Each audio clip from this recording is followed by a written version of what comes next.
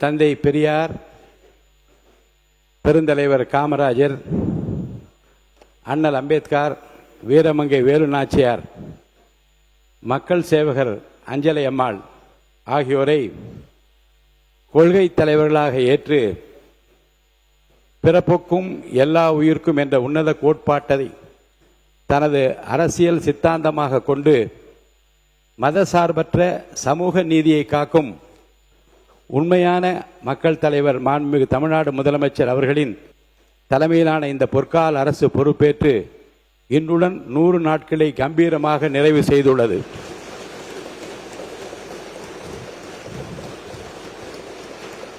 அரசின்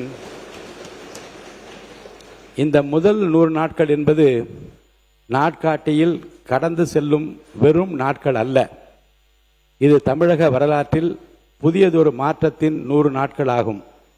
வாக்குறுதி என்பது தேர்தலுக்கான வார்த்தை அல்ல, அது மக்களுக்கான பொறுப்பு என்ற உணர்வுடன் செயல்படும் இந்த அரசு மக்களின் பேராதரவோடு பொறுப்பேற்ற முதல் நாளிலிருந்தே மக்களின் நாடி துடிப்பை அறிந்து புதிய சிந்தனைகளுடன் களமிறங்கி தனது முதல் 100 நாட்களில் பல்வேறு துறைகளில் செயல்படுத்தியுள்ள பணிகள் பாராட்டுக்குரியவை.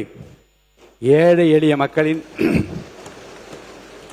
நலன் காக்கும் வகையிலும், பெண்களின் பாதுகாப்பு உறுதி செய்யும் வகையிலும், இளைஞர்களின் எதிர்காலத்தை மேம்படுத்தும் நோக்கிலும் பெண்களின் பாதுகாப்பிற்காக சிங்கப்பெண் சிறப்பு படை, ஒவ்வொரு குடும்பத்திற்கும் 200 யூனிட் வரையிலான இலவச மின்சாரம், கூட்டுறவு வங்கிகளில் விவசாயிகள் பெற்றிருந்த சுமார் 1000 கோடி ரூபாய் பயிர்க்கடன் தள்ளுபடி, வீடற்ற மக்களுக்கு தரமான வீடுகளை கட்டித்தரும் நோக்கில் அறிவிப்பு செய்துள்ள வெற்றி வீடு கட்டும் திட்டம், அண்ணன் சீர் திட்டம், சிங்க பெண்கள் வலிமை வழிபடுத்தும் திட்டம், வெற்றி திறன் பயிற்சி திட்டம், தாய் மாமன் தங்க மோதிர திட்டம் என்று பல அறிவிப்புகள்.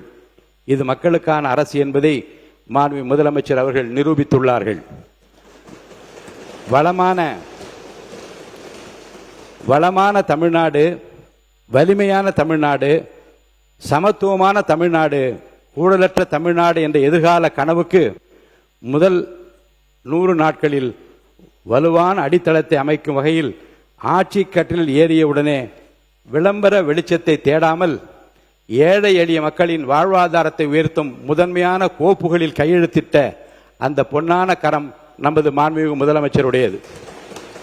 இந்த அரசு பொறுப்பேற்றது முதல் அரசியல் அனுபவம் இல்லாதவர்கள் ஆட்சி கவிழ்ந்துவிடும், இது காகித கப்பல் என்று ஏளனம் செய்தவர்கள், ஏகடையும் பேசியவர்கள், பகல் கனவு கண்டவர்கள் என்று நிலையில் நமது முதலமைச்சரின் 100 நாள் கடின உழைப்பால் இன்று மக்கள் ஆதரவு என்னும் பெருங்கடலில் திக்கு தெரியாமல் தத்தளித்துக் கொண்டிருக்கிற காட்சியை பார்த்துக் கொண்டிருக்கிறோம்.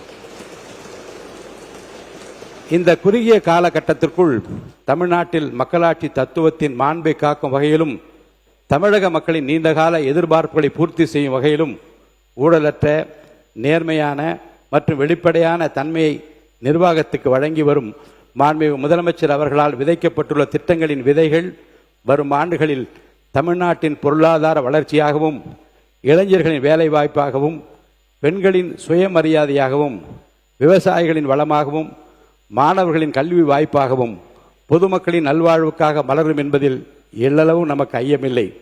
சட்டமன்றத்தில் மாற்று கருத்து கொண்டவர்களையும் இன்முகத்தோடு வரவேற்று அரசியல் காழ்ப்புணர்ச்சிகளை இடம் தராமல் ஜனநாயகம் மற்றும் சட்டமன்ற மரபுகளை புதுப்பித்து அரசியலில் ஒரு புதிய நாகரிகமான பண்பை இந்த 100 நாட்களில் மாண்புமிகு முதலமைச்சர் அவர்களிடம் நாம் கண்டோம். திரையுலகிலும் சரி, மக்கள் மன்றத்திலும் சரி, தொட்டதெல்லாம் துலங்க செய்த நமது மாண்புமிகு முதலமைச்சர் அவர்கள் இன்று 100 நாள் சாதனை கடந்து 100 ஆண்டு போற்றுதல் பல சாதனைகளை படைக்கப் போகிறார் என்பதில் யாருக்கும் மாற்று கருத்துக்கு இருக்கப் போவதில்லை. 100 நாளில் சாதனை காட்டிய வேந்தனே, இன்னும் 100 ஆண்டு பேசும் சரித்திரம் படைப்பாய், பகைவர் சூழ்ச்சிகளை தூள் தூளாக மக்கள் படைபலத்தோடு என்றும் வெல்வாய் என்ற வரிகளுக்கு இணங்க இன்னும் பல சாதனை திட்டங்களை தமிழக மக்களுக்கு வழங்கி தமிழகத்தின் உரிமைகளை மீட்டெடுத்து நமது மாநிலத்தை இந்தியாவின் முதன்மை மாநிலமாக மாற்றும் தங்களின் மக்கள் பணி தொய்வின்றி தொடர மாண்புமிகு முதலமைச்சர் அவர்களுக்கும் அவரது அமைச்சரவைக்கும் இந்த அவையின் சார்பாகவும் தமிழக மக்கள் சார்பாகவும் எனது உளமார்ந்த நல்வாழ்த்துக்களை தெரிவித்துக் கொள்கிறேன். நன்றி, வணக்கம்.